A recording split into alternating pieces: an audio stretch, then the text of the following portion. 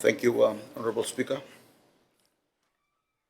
Honorable Speaker, the Honorable Prime Minister, the Honorable Leader of Opposition, the Honorable Members of Parliament, our viewers joining us in the gallery and those live streaming.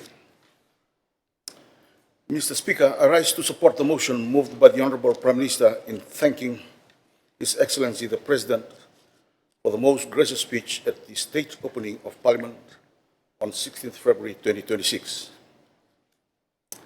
I do so with deep sense of responsibility.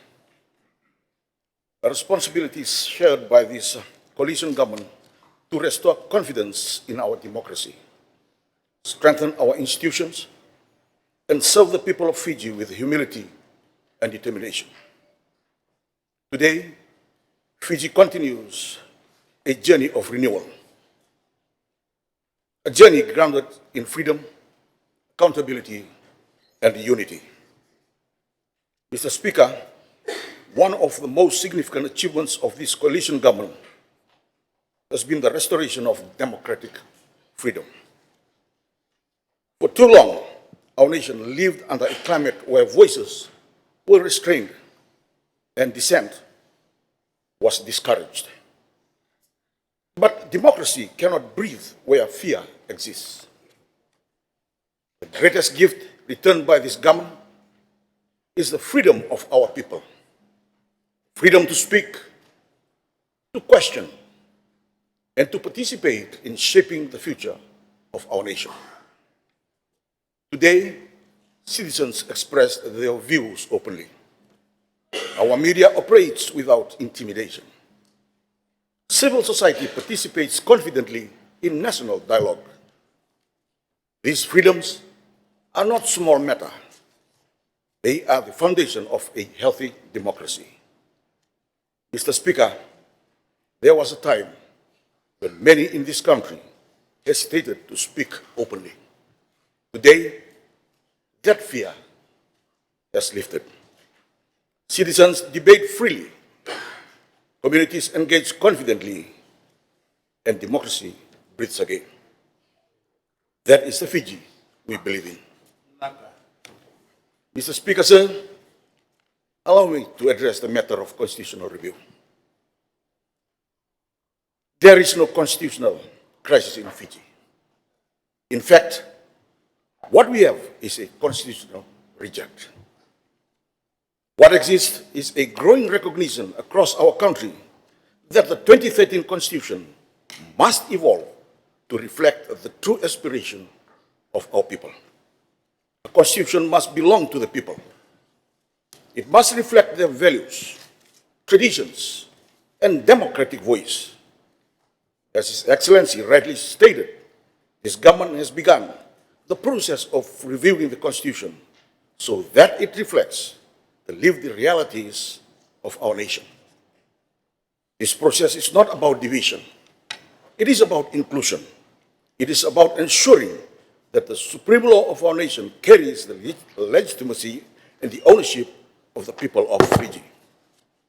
Mr. Speaker, His Excellency highlighted the need for strengthening traditional institutions.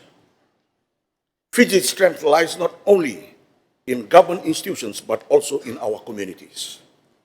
Our traditional institutions, our faith communities, and our village leadership structures have always been pillars of stability in our nation. This government understands that real solutions to social challenges must come from within our communities. That is why we are working closely with faith leaders, community leaders, and traditional authorities to address serious issues facing our society. Issues such as drug abuse, HIV and AIDS, teenage pregnancies, the erosion of social values affecting families and communities, and a few others. Government alone cannot solve these challenges, but together with communities, churches, and traditional leadership, we can strengthen the moral and the social fabric of our nation. Mr. Speaker, sir, His Excellency spoke on national values, faith, and social cohesion. Development is not measured only by roads, bridges, or buildings. True development is also measured by the values that guide a nation. This government believes in a Fiji grounded in shared national values, values that promote unity, responsibility, and respect. We are proud to be a multi-ethnic and multi-faith society. Our diversity is not our weakness, it is our strength. And our future prosperity depends on our ability to continue living together with mutual respect, understanding, and cooperation. This government remains committed to strengthening social cohesion and building a Fiji where every citizen feels a sense of belonging. Mr. Speaker, while restoring democratic freedoms and strengthening our institutions, this government remains focused on the practical needs of our people. We are investing in infrastructure that connects communities and supports economic opportunity. The Honourable Minister for Works, Meteorological Services and Transport, in his speech, has clearly highlighted the Ministry's enormous achievements and those in the plan yet to be materialized. As the Assistant Minister, I see firsthand the importance of this work. Mr. Speaker, the Honourable Hem Chan mentioned that all he is hearing are grand announcements and ambitions project translate to an inconvenience. I think he chooses not to see what is happening around him. Government has done a lot. It has delivered and will continue to deliver. Last year, the Land Transport Authority was given a budget of around 12 million for 8 of its capital projects. LTA has already completed or in the process of completing all the 8 projects, which includes system digitalization, restoration of the Lambasa office, immutable backup system, Singatoka Way Bridge, Nakasi Express office, procurement of portable speed cameras, the ANPR and CCTV, and the valley-level automated inspection lane. That's what you call deliver. That's what you call moving on with the job. And that's what you call achievement. Mr. Speaker, we said we are going to introduce the illicit drug test law for drivers to help in our fight against drugs and to ensure safety on our roads. We are almost there. We said we are going to clear the Suva Harbour from the derelicts. We have already started the process. Right now, about 40% of those boats have been scuttled, scrapped, or restored. We said we are going to increase fine to act as deterrent and save lives on our roads. We did it. We said we are going to enhance public transport services by both bringing back the taxi-based system and properly licensed private vehicles doing passenger cutting, especially those operating in the rural. Right now, we are at the gazetting stage. There will be additional taxis on our roads to serve our semi and the rural communities. We also said that we are going to address the road congestion in the Suva-Nusori, Lami-Suva, Nandi-Lautoka, and Lautokamba corridors. What we are witnessing now is traffic demand exceeds road capacity, resulting in slower speed, longer trip time, and an increase in vehicular queuing.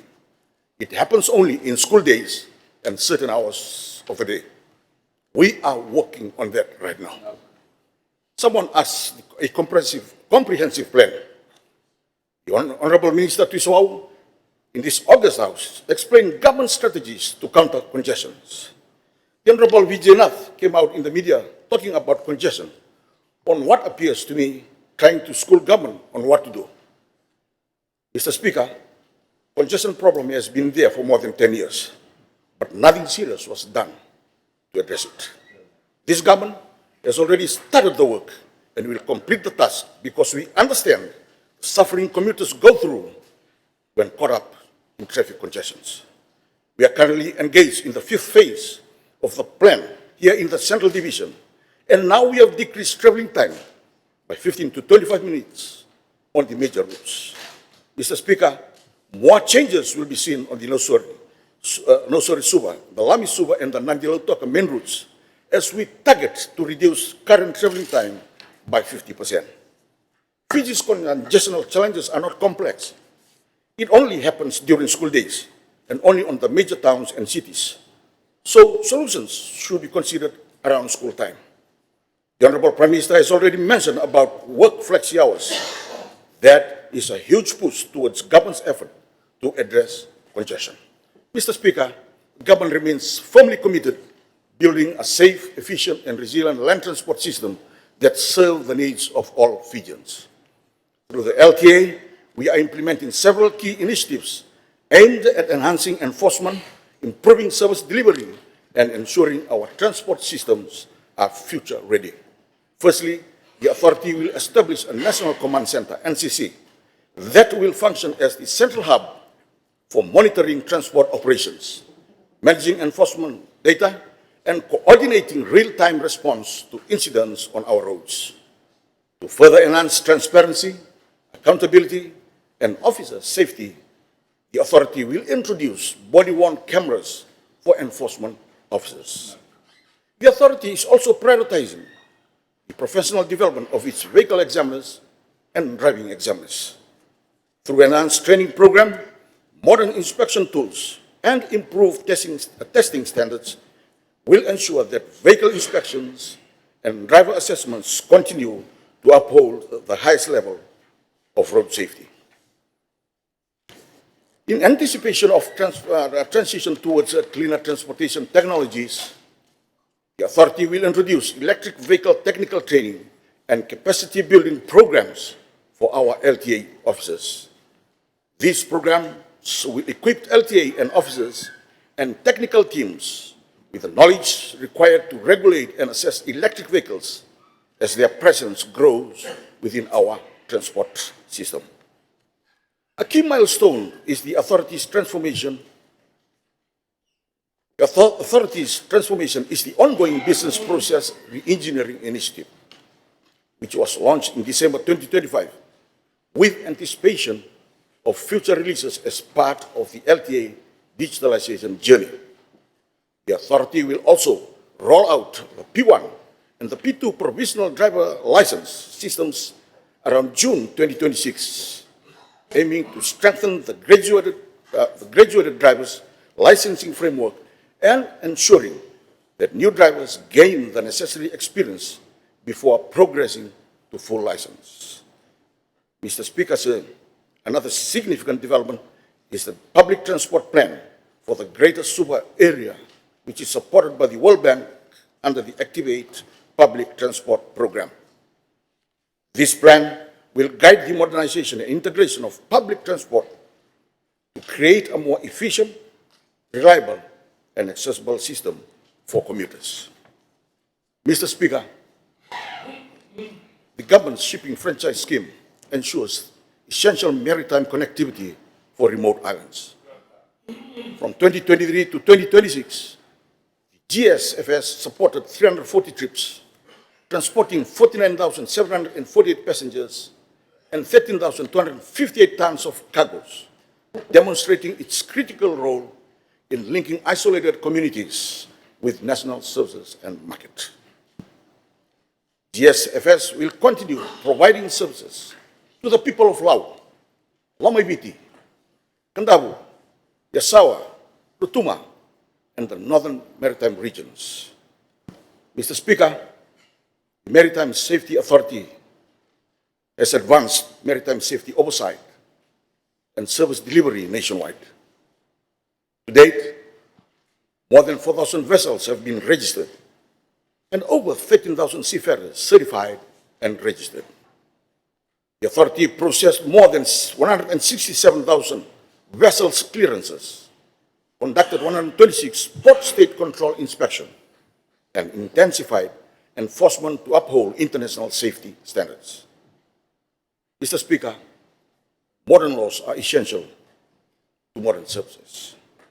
The Ministry has commenced a review of the Fiji Road Authority Act 2012, Road Act 1914, Maritime Transport Act 2013, and the Ships Registration Act 2013, to name a few. Mr. Speaker, we are focused on moving Fiji forward. Mr. Speaker, sir, in closing, I want to say the people of Fiji expect leadership. They expect honesty, accountability, and commitment to the national interest. This coalition government remains fully committed to that responsibility. We will continue to protect the freedoms of our people. We will continue to strengthen democratic institutions. We will continue to invest in infrastructure that supports growth and opportunity. And we will continue to work alongside communities, traditional leaders, and faith organizations to build a stronger nation. Fiji is turning a new page, a page defined by transparency, respect for democratic institutions, and a renewed partnership between government and the people. Work of rebuilding trust has begun, and this government remains committed to seeing it through. Fiji is always resilient. Time and again, our people have demonstrated courage, unity, and determination in the face of challenges. And today, with renewed confidence, we continue the work of building a better future. A future grounded in democracy, a future built on unity, a future where every Fijian can look ahead with hope. Mr. Speaker, sir, I fully support the motion before the House. Tuinaceva.